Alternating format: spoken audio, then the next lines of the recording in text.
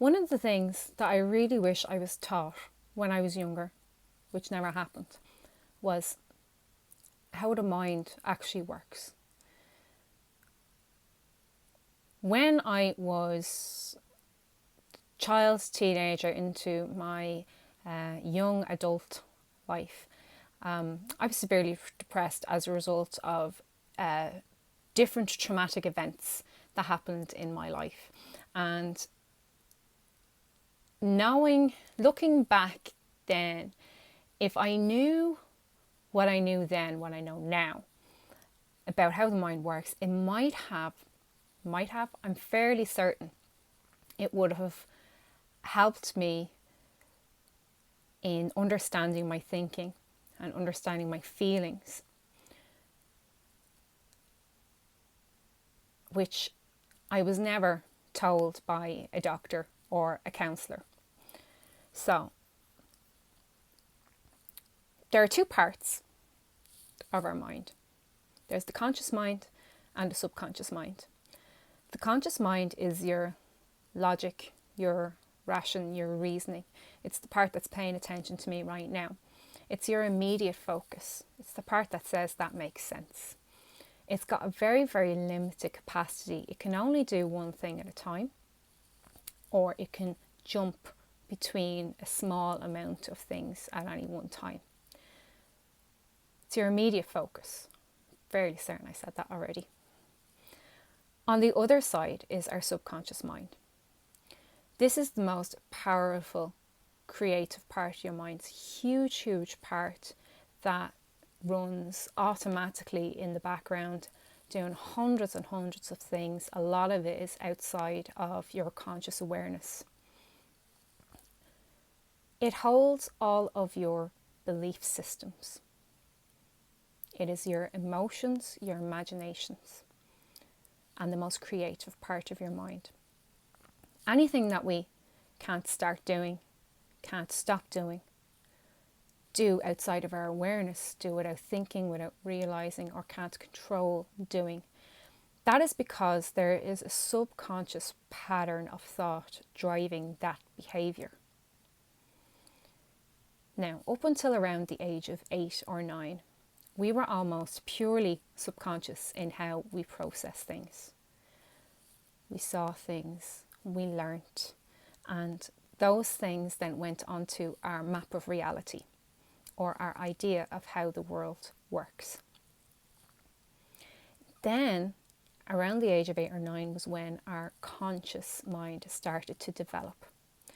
And with our conscious mind came what's called the critical faculty. The critical faculty is the security guard in your mind. Whenever new information comes in, the critical faculty will judge it for truth.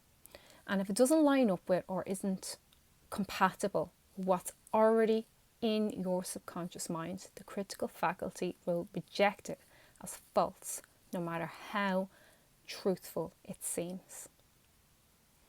So to give you an example of this, imagine you're 4 or 5 years old and you're in the kitchen and a spider pops up and your mum jumps up on a chair, screaming and terrified. Your 4 or 5-year-old learning mind says, that's an appropriate response because I'm learning from mum, and that fear of spiders goes onto your subconscious mind and onto your map of reality. Then every spider you see for the rest of your life induces a fear response. You sweat, you have palpitations, your heart races. Even though consciously you know spiders can't hurt me, however, you cannot help but feel that they're scary. That feeling that they're scary, that is the resistance of the security guard. And what I do with the control system is I induce a state of subconscious dominance to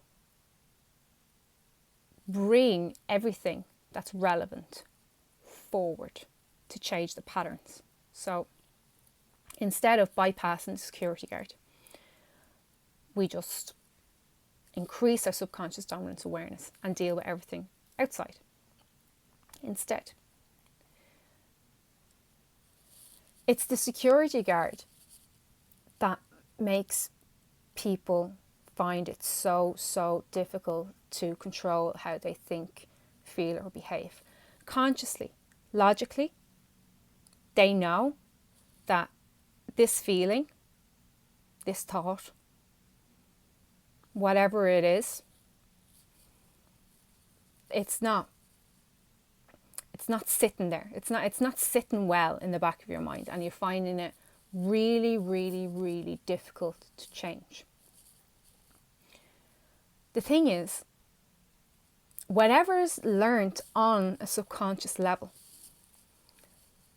the great news about it is that it can be changed. Anything that we learn on a subconscious level can be changed to learn something new when you have the right strategy, when you have the right plan, tools, and support. It's like, if I put it in a different sense, imagine your mind and your life is like a ship. A ship has a captain and a crew. The captain is your conscious mind. It knows where to go, probably how to get there. Unfortunately, the part of your mind that's actually steering the ship is the crew, and the crew is the subconscious mind. Many crew members got on the ship before there was a captain on board, and the only job that they learned how to do at the time was how to keep the ship afloat. All crew members on the ship are looking for the best strategy for the most happiness, even if consciously the captain says that is not the right strategy for the most happiness. The crew members always want to keep the ship safe and afloat.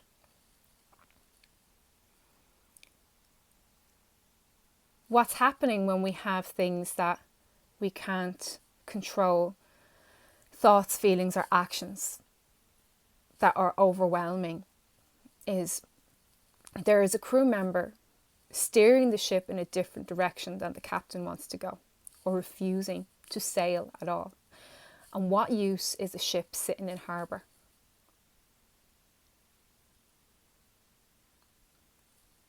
Who knows where we're going? Maybe we're going nowhere. There are plenty of crew members on your ship doing the right things. But there are some crew members doing things that the captain now deems to be the wrong things, or old, unhelpful things. So whenever you're faced with a situation where you have some thoughts, feelings, or actions that are undesirable to the captain, have a think about what's the crew saying here, or what's the crew trying to do. For example, quite recently, as I mentioned at the start, I used to be depressed. I used to be severely depressed as a result of trauma. And if I had this rationale of the captain and the crew at the time, that could have influenced my patterns or my choices in life, and understanding and having a bit more sense of inner peace. But more recently, I've had some unwanted thoughts in response to our whole situation that we have at the moment with COVID-19 and restrictions, and I was thinking things that I haven't thought about in years, like since I was younger.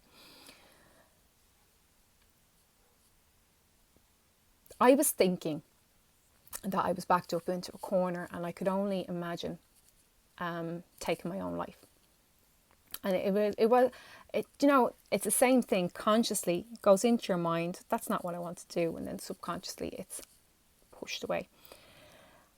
Because there was actually a crew member there who used to offer this up as a strategy, because I used to think this all the time before. And the crew member was simply saying, okay, we're in a bad situation. Is this an option that we want to go with? It doesn't necessarily mean that the crew member is telling you that this is how you should sail the ship, because you are the captain. Simply offering it up. Captain, should we go down this route instead? And it's the captain who decides. In my case, no, that is not a route I want to go down. I mean, when I was even thinking about it more, it really reminded me. But thoughts are just thoughts. I don't want to dismiss them, because they all mean something, and every emotion that we have and every thought that we have has a reason for being there. Like there's no irrational thoughts. They all have a reason, even consciously, if we think it's irrational. But when I was thinking about reflecting on that, and those thoughts then went away, it really reminded me of Father Ted.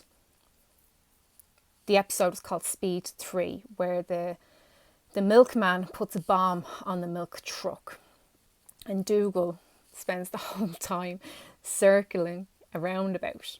All right, but yet you had these 3 priests, 3 or 4 priests, I think it was 3 priests, I can't remember, that were coming up with so many different strategies and ideas in how to resolve this situation.